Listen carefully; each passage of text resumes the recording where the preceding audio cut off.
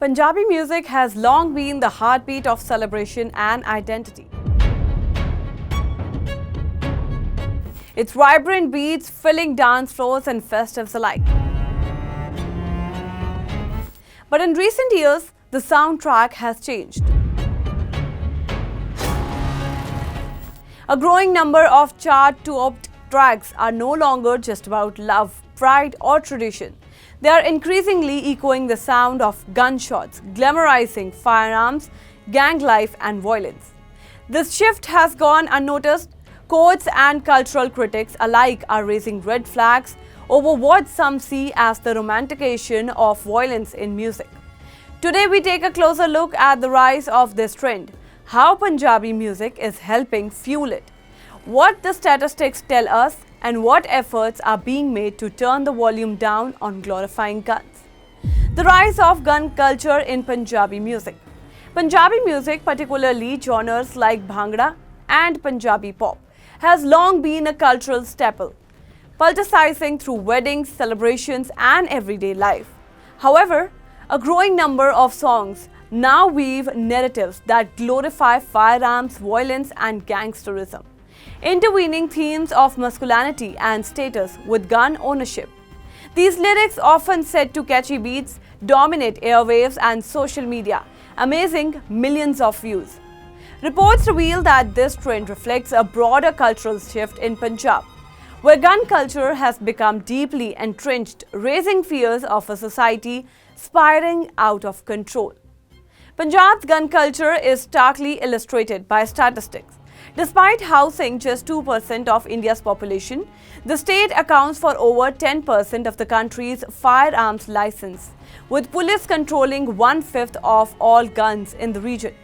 Between 2016 and 2020, Punjab reported 2,073 gun violence-related incidents, underscoring the real-world consequences of this fascination with firearms. The normalization of guns in popular culture, particularly through music, has fueled concerns about its influence on youth and societal values. Judicial and governmental response.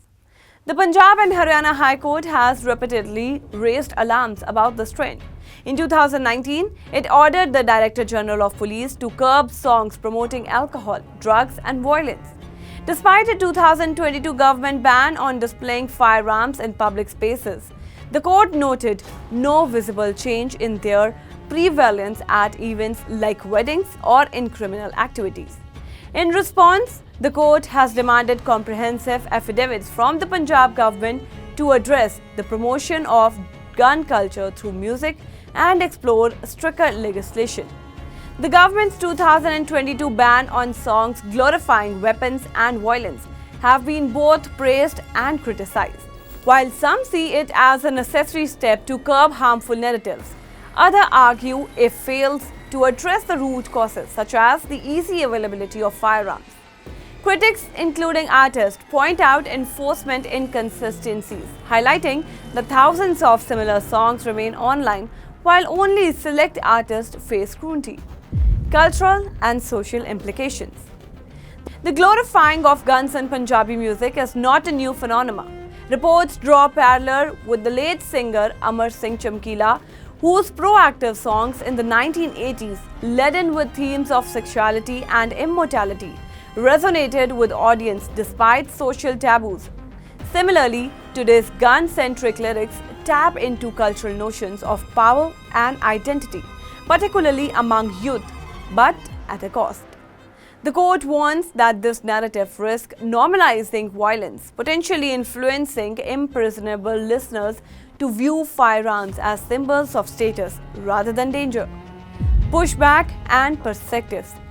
Some artists defend their work, arguing that their music reflects social realities and simply caters to audience demand.